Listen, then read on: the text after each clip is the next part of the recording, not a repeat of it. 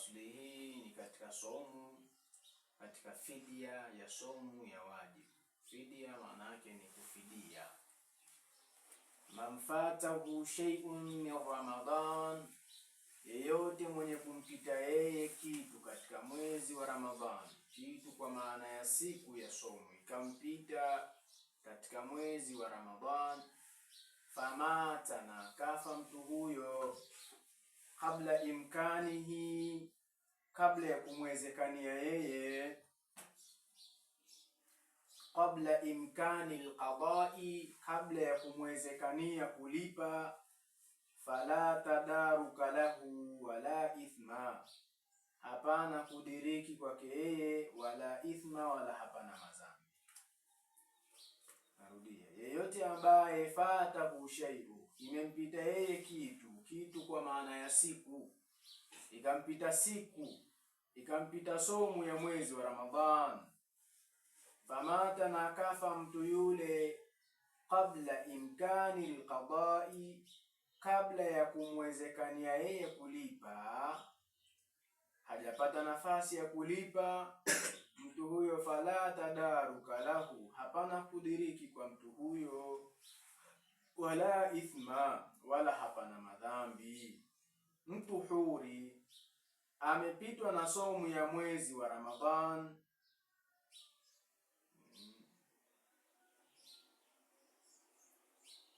mathalan alikuwa imempita kwa sababu ya udhuru maalum, udhuru wa kisheria kama vile maradhi au safari ya halali, halafu Allah akamchukua, akawa mtu yule ameshafariki, saumu ile haina deni, hatodaiwa wala hatolipa fidia. Umeelewa? Kwa sababu mtu yule jambo lile litakuwa hajapata muda wa kulilipa.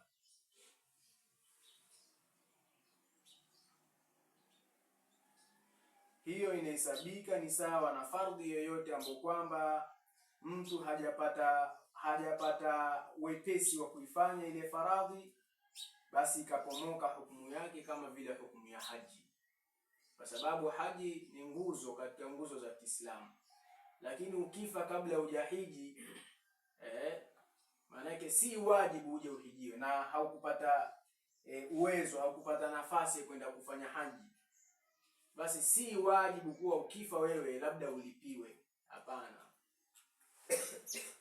Tumeelewana? Sio wajibu kuwa ulipiwe. Tumeelewana vizuri eh? Kwa hiyo na huyu mtu aliofariki labda alikuwa na udhuru wa maradhi, alikuwa anaumwa, halafu akafa katikati ya Ramadhani. Alikuwa anaumwa, labda leo tuko somu mathalan ni ya 5 au ya 4, halafu mimi katika somu ya 10 mimi nikafariki, nikawa naumwa hizi siku 5, halafu Allah akanichukua. Baada ya Ramadhani hakuna kulipa wala sintopata madhambi. Au Ramadhani imeshaisha lakini ule udhuru ukaendelea, nikawa bado naumwa. Umeelewana eh?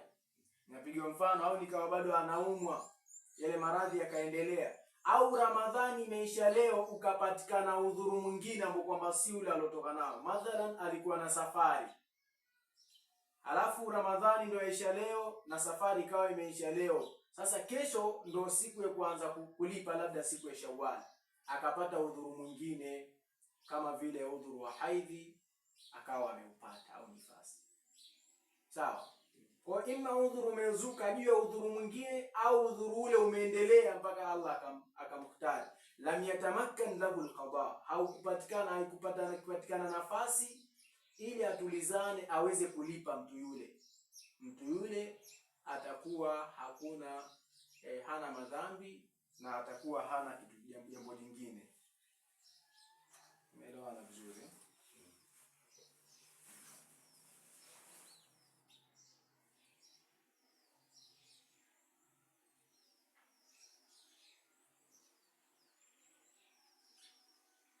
Naam.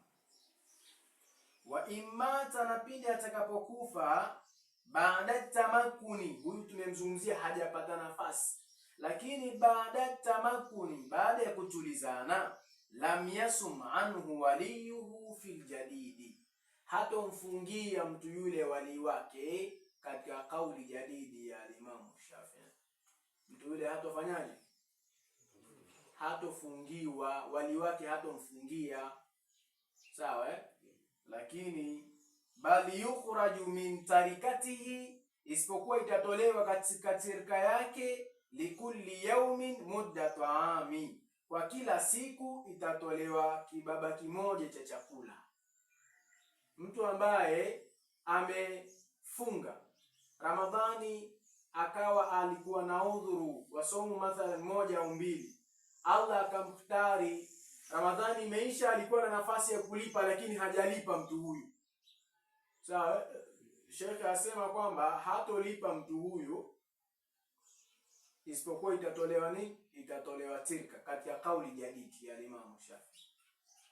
Sawa, wakadha nudhuru, ni hivyo nadhiri, wal kafara, tuna kafara, kuwa mtu yule hatolipiwa. Sawa, lakini tunachukua maneno hapa, wal adhharu wal qadimu huna adhharu, na kauli kadimi hapa ndo adhharu, ndo iko wazi sana, ndo inachukuliwa. Kauli kadimi ni ipi? Ni kwamba wali atamfungia mtu huyo. Umeelewa eh? Sasa tunaposoma tu qala qadimu, kauli jadidi ya Shafi, kauli kadimi, lazima tujue kwanza maelezo kiundani zaidi. Tumefahamiana eh?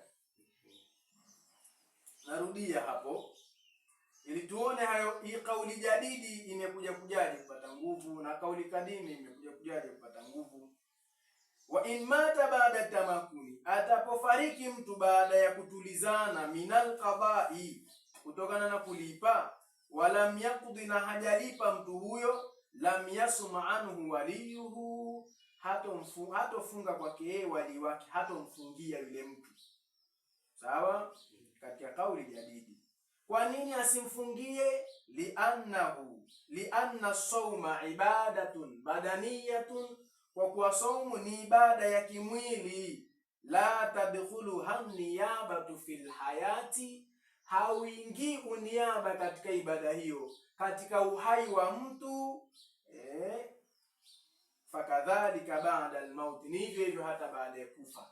Kaswalati, ni kama vile swala. Unanielewa eh?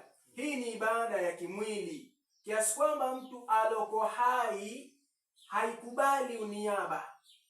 Mtu yuko hai haikubali ibada yoyote, hata kama si somo, hata kama ni swala. Mtu yuko hai hauwezi ukamswalia adhuhuri, ukaenda kuswali, wasema ukaswali ya kwako na ukaswali ya fulani, hauwezi ukafanya nini? Yasema bwana, mimi leo nimepumzika kidogo, naomba nikamilishie tu hiyo swala ya adhuhuri hapo. Umeelewana vizuri? Ibada hiyo haiwezi kaswihi. Basi haiswi wakati yuko hai. Hata akifa basi huwezi ukamswalia zile swala zake. Kama ni ibadatun badaniyatun, ni hivyo hivyo hata somo ni ibadatun badaniyatun, la yadkhuluha niyabatu, haiwezi kaingilia ibada ile, uniaba hauingii. Umeelewana? Kauli jadidi inakusudia. Sawa? Na hapana tofauti katika jambo hili kwa yule mtu ambaye kwamba saumu imempita kwa udhuru au bila ya udhuru. Tunamzungumzia hapa, iwe yule mtu saumu yake ilipita kwa udhuru, alikuwa na udhuru wa kisafari au wa maradhi, sawa, au hakuwa na udhuru wowote, aliacha tu kufunga hivi, basi ibada hiyo haingii uniaba wa kufungiwa na wawali wake katika kauli jadidi.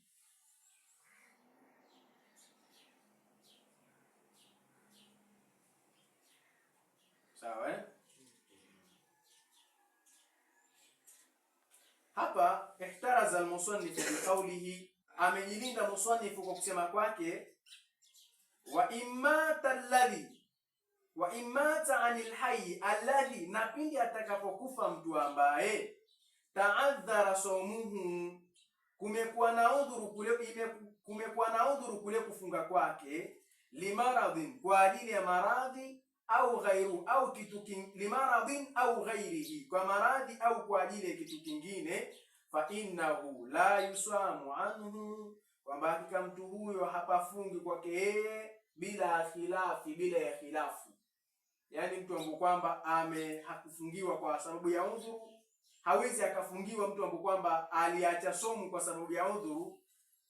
Kwa sababu ya udhuru mtu huyo hatofungiwa bila ya khilafu. Sawa eh? Bali amesema alimamu Mauridi hiyo ni ijmaa. Sawa? Lakini itatolewa katika tirka yake, itatolewa kibaba cha chakula kwa kila siku, atakuwa anatoa kibaba kimoja. Tuko vizuri eh? Kwa nini sasa amesema mtu huyu hatofungiwa, atatoa tu chakula, kualisha kibaba, kukitoa chakula kile na kukipeleka kwa maskini? Kwa nini amesema hivi?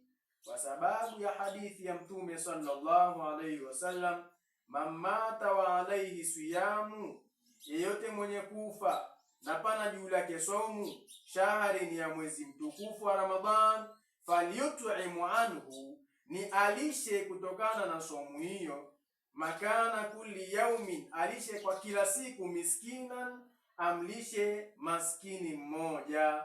Rawahu Tirmidhi wa sahahahu waqfahu ala ibn Umar. Hadithi imepokea Imam Tirmidhi. Wa naqalahu al-Mawardi, na ameinukuu hiyo al-Imam al-Mawardi kauli an ijma'i sahabati, katika ijma ya masahaba, kuwa mtu yule hawezi akafungiwa. Tuko vizuri eh? Lakini katika kauli kadimi, kauli ya mwanzoni, asema yasumu anhu waliyuhu, atamfungia yeye walii wake. Kuna juzu kumfungia na kuna juzu pia kumlisha. Sawa eh? Kwa hiyo hapa shekhe anaona kauli mbili ziko sawa, lakini kauli ya kwanza kwa walii qultu, sasa shekhe anasema mimi alqadimu huna adharu, kauli kadimi ambapo kwamba mtu atafungiwa na walii wake. Kama mwanielewa tunachozungumzia hapa, mathalan wewe umefariki hapo, sawa eh?